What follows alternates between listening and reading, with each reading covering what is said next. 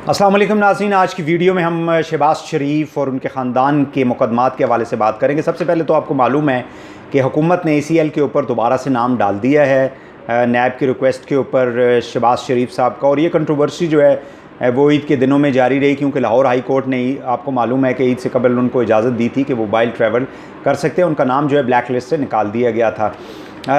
आज जो है वो वफाकी हुकूमत सुप्रीम कोर्ट में भी चली गई है और उन्होंने चैलेंज किया है उस लाहौर हाई कोर्ट के डिसीजंस को, जिसमें उनको ये इजाज़त दी गई है ट्रैवलिंग करने की। दूसरी जानब PMLN की भी लोग जो हैं वो तौहीन अदालत की बुनियाद के ऊपर, यानी हुकूमत ने चूँकि शहबाज शरीफ साहब को अलाउ नहीं किया ट्रैवल करने से, जो कि लाहौर हाई कोर्ट ने उनको इजाज़त दी थी, लिहाजा हुकूमत ने और हुकूमती इदारों ने, ख़ासकर FIA DG का नाम भी उसके अंदर लिया जा रहा है, उनको भी नॉमिनेट किया गया है। इसके अंदर इंटीरियर सेक्रेटरी का भी नाम लिया गया है कि उन्होंने तौहीन अदालत किया, अदालत के फ़ैसले के ख़िलाफ़ गए हैं, लिहाजा उनके ख़िलाफ़ कार्रवाई होनी चाहिए। अदालती कार्रवाई क्या होती है ये तो आगे देखेंगे, लेकिन इसमें जो इम्पोर्टेंट फैक्टर है वो ये है कि एक तरफ जो मुकदमात हैं, assets beyond means money laundering, 7 अरब से 23 अरब के जो फिगर है वो नाम लिए जाते हैं। मुख्तलिफ़ केसेस हैं जिसमें चौधरी शुगर मिल है, जिसमें रमज़ान शुगर मिल है, जिसमें और जो मुख्तलिफ़ प्रोजेक्ट्स के अंदर और जो जिस तरह से पैसा जो है वो उनके ऊपर ये इल्ज़ाम लगाया जाता है शरीफ फैमिली, ख़ासकर शहबाज शरीफ और हमज़ा शहबाज और फिर उनके फैमिली के बाकी जो लोग हैं, कि किस तरह से उन्होंने उसमें उनकी जो ज़ोजा हैं नुसरत शहबाज, उनका नाम भी है उसके अंदर, हमज़ा शहबाज हैं, सलमान शहबाज हैं, फिर उनकी दोनों साहबजादियों का नाम भी लिया जाता है, जवेरिया, राबिया, और उनके जो दामाद हैं मोहम्मद इमरान अली यूसुफ जो है, ये वो लोग हैं जो एक जानिब फिर नवाज़ शरीफ साहब की फ़ैमिली, उनके दोनों साहबजादे, उनकी बेटी, उनके दामाद इसहाक डार साहब, ये तकरीबन 13 लोग बनते हैं जिनके ख़िलाफ़ जो हैं नैब के मुकदमात हैं, और इसमें काफ़ी लोग जो हैं वो एब्सकॉन्डर भी हैं। हुकूमत का ये कहना है कि शहबाज शरीफ साहब जो थे वो गारंटर थे नवाज़ शरीफ साहब के, और अगर उनको भी बाहर भेज दिया गया, जो कि नवाज़ शरीफ साहब तो वापस नहीं आए, तो इनको वापस कौन लाएगा? So this is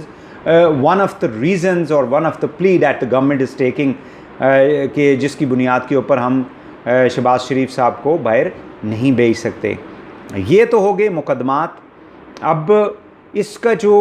political aspect है, जो सियासी पहलू है, सियासी पहलू इसका ये है कि अगर आप देखें तो अपोजिशन के PMLN के पिछले 2.5 सालों के दौरान जो सरकर्दा लोग थे, उनको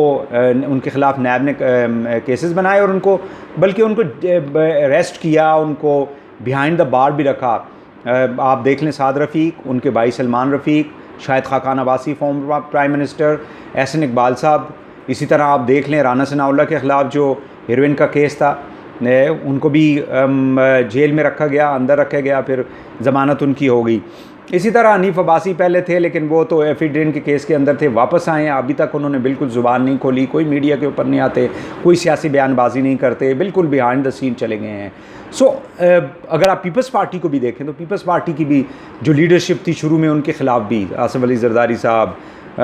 केसेस उनके चल रहे हैं, इसी तरह बिलावल भुट्टो थे, इसी तरह उनकी हमशीरा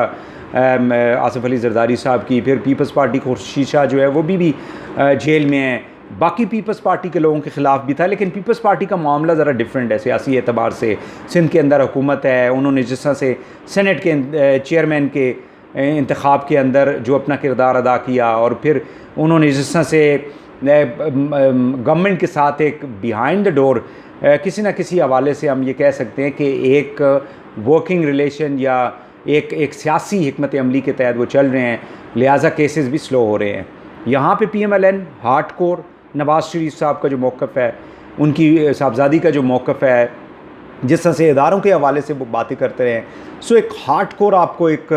वो दिखाई देता है उनका मौक़िफ़, जिसकी बुनियाद पे PMLN जो है वो एक तरह से PTI के लिए भी एक थ्रेट है, एग्जिस्टिंग थ्रेट है, साथ ही साथ इदारों को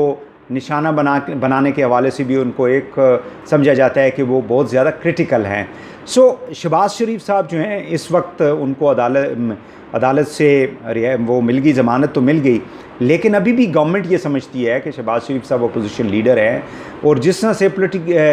जो हुकूमती जुमात है उसके अंदर एक आपको कहीं ना कहीं तकसीम दिखाई देती है। जहांगीर तरीन साहब का अपना एक मामला है जिस तरह से वो MPs और MNAs को उन्होंने इकट्ठा किया और एक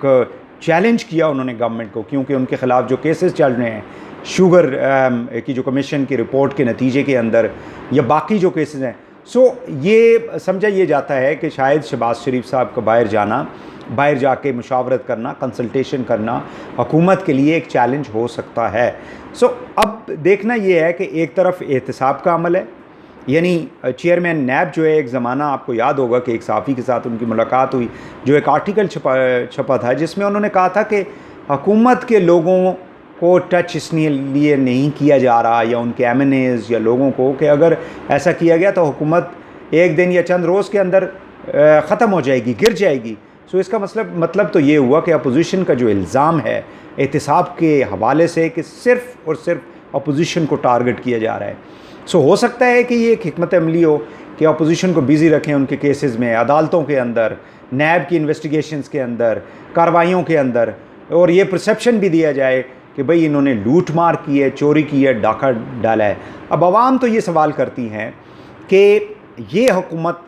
एहतिसाब के नाम पे आई थी और तब्दीली के नाम पे आई थी, उनकी कारकर्दगी क्या है, इसके ऊपर एक अलहदा से प्रोग्राम और बहस हो सकती है, डिस्कशन हो सकती है। लेकिन इस वक्त जो सूरत हाल ये है कि हुकूमत जो है वो उसकी अपनी महंगाई की वजह से, उसकी अपनी परफॉर्मेंस की वजह से वो इतनी स्ट्रॉन्ग फुटिंग के ऊपर हमें दिखाई नहीं देती है। आगे बजट भी आ रहा है, उसके अंदर हुकूमत ने क्या करना है। सो ये एक नुक्ता नज़र सामने आ रहा है कि शायद ये जितने भी मुकदमात हैं, चूँकि इनके फ़ैसले नहीं हो रहे, ट्रायल नहीं हो रहे, जो लूटा हुआ माल है वो वापस पाकिस्तान के अंदर नहीं आया, आवाम को उसका फ़ायदा नहीं हुआ अभी तक। सो लिहाजा ये सारे के सारे जो केसेस हैं ये सियासत की बुनियाद के ऊपर किए जा रहे हैं ताकि अपोजिशन के लोगों को मुकदमात के अंदर बिज़ी रखा जाए। और ये भी ख़बरें जो आती हैं कभी ना कभी कि जी बिहाइंड द डोर जो है वो मुलाकातें हो रही हैं इम्पॉर्टेंट लोगों की और मुज़ाकरात हो रहे हैं। तो ये सारी जो एक कॉन्सेप्ट सामने आ रहा है वो कन्फ्यूजिंग है, कन्फ्यूजन पैदा करता है। लिहाजा कोई ऐसा काम ना किया जाए जिससे कि ये तासुर मिले कि इस मुल्क के अंदर एहतिसाब के बजाय इंतकाम हो रहा है और सिर्फ़ टारगेट जो है वो अपोजिशन के लोगों को किया जा रहा है। और शहबाज शरीफ साहब को एक अपोजिशन लीडर होने के, एक सियासी जमात के सदर होने के और नवाज़ शरीफ के भाई के वजह से उनको जो है वो टारगेट किया जा रहा है। इस किस्म का तासुर जो है वो पाकिस्तानी सियासत, पाकिस्तानी जो अदालती निज़ाम है, हमारे जो कवानीन हैं, हमारा जो एहतिसाब का अमल है, उसके लिए शायद ये बेहतर नहीं होगा। वही काम करना चाहिए जिससे कि ये तासुर मिले कि तमाम जो हमारे इदारे हैं, चाहे वो नैब है, चाहे वो अदालतें हैं, वो इंडिपेंडेंटली काम कर रही हैं, इंडिपेंडेंटली फ़ैसले कर रही हैं। ऐसा ना हो कि उसके ऊपर कोई असर रसूख है। अरशद मलिक साहब की वीडियो वो आज दुनिया में नहीं है मरहूम, लेकिन उसने एक कंट्रोवर्सी तो पैदा कर दी। अब नवाज़ शरीफ साहब के हवाले से या मरियम के साहिबा के हवाले से जो फ़ैसला किया गया था अदालत उस वक्त नैब के अंदर, वो एक कंट्रोवर्शियल बन चुका है। जब तक कि जो सुपीरियर जो हमारी अदालतें हैं उसमें हाई कोर्ट है, सुप्रीम कोर्ट है, उनके फ़ाइनल फ़ैसले नहीं देती।